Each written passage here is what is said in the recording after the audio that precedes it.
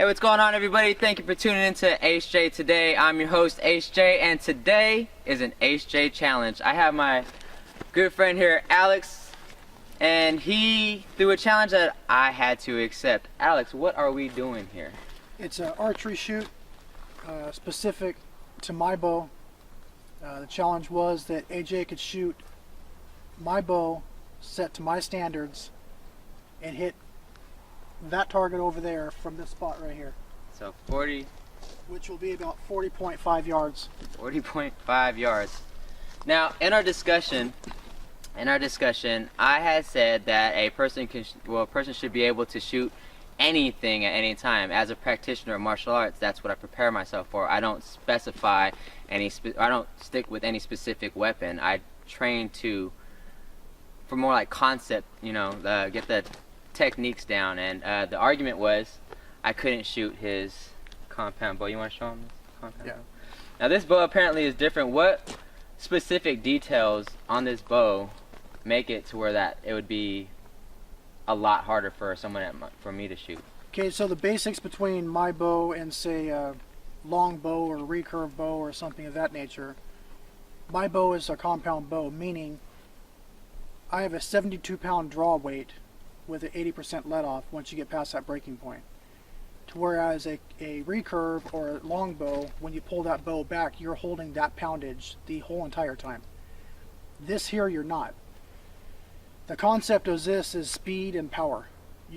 At 72 yards, if I was to hit a deer at say 70 yards, my arrow, a good 7 to 8 times out of 10 are going through and through the animal.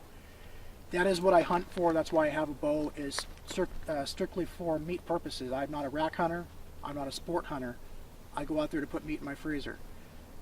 A lot of people disagree with that. A lot of people are out there for the racks and the points and the bigger the better animal. I'm not. Mine is strictly a meat factor.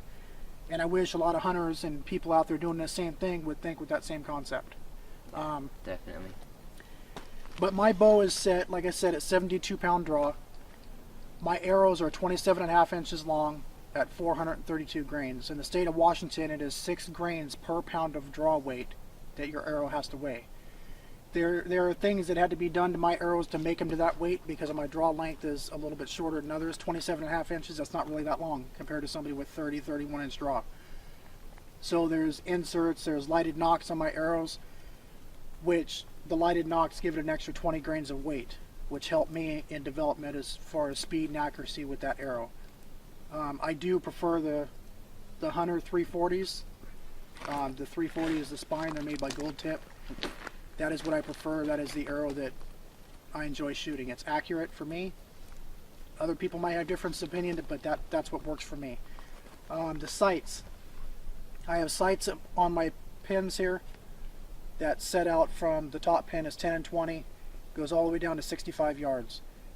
You can actually cheat a little bit, and the top of this bubble would be 70 yards, so on and so forth, but I'd rather not do that. With that being said, I would prefer to get an animal if I had a choice between 0 and 50 yards.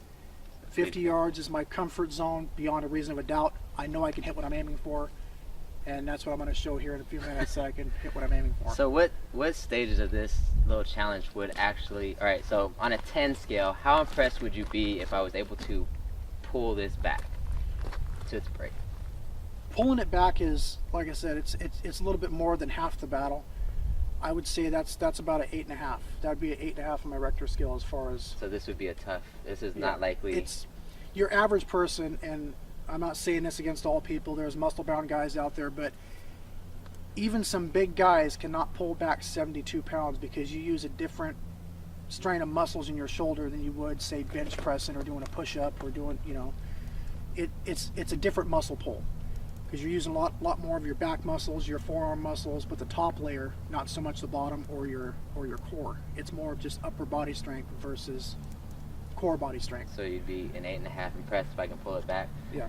Now on the target, my job is to hit that yellow bag, right? If I was to hit the yellow bag, how impressed would you be on a 10 scale if I was to hit that bag? On a 10 scale, I'd say 9 3/4. If you can hit the center of that target, which is the bumblebee. There is a bumblebee. It'll probably be hard to see on that target. If you can hit that, that's going to be a 10 out of 10 easy. 10 easy. Now, if you guys didn't know, we are in the middle of, where are we at? We are in DNR. It's a state forest land ran by DNR in the state of Washington. It's in between. It's in between Eatonville and actual Elby Hills. It's in the backside of Elby.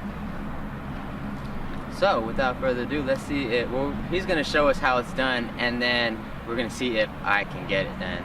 This is your AceJay challenge with Alex. Archery shot with a 72-pound compound bow. Woo!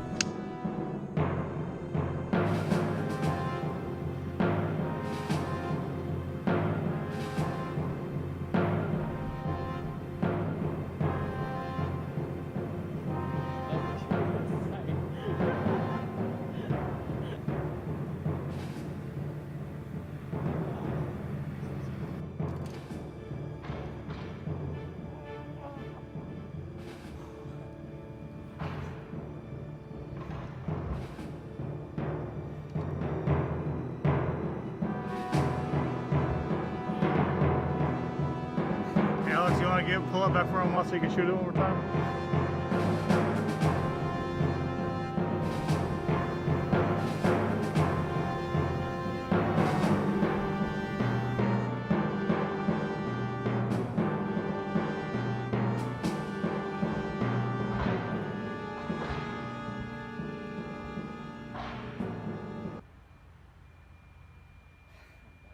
Okay, guys, so there you have it. I couldn't even pull the bow back for the second and third shot, so I didn't even make it to the second shot.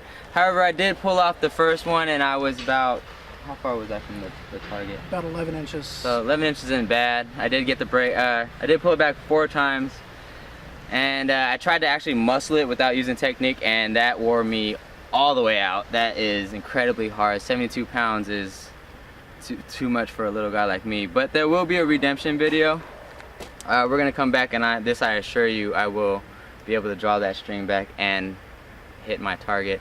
I don't think the aiming part was too bad. I shot it twice. And You were pretty level with the bumblebee. You were Yeah. just over to the right. yeah. That may be the aimer I don't know, maybe because the aimer is designed for him, the sights are designed for him.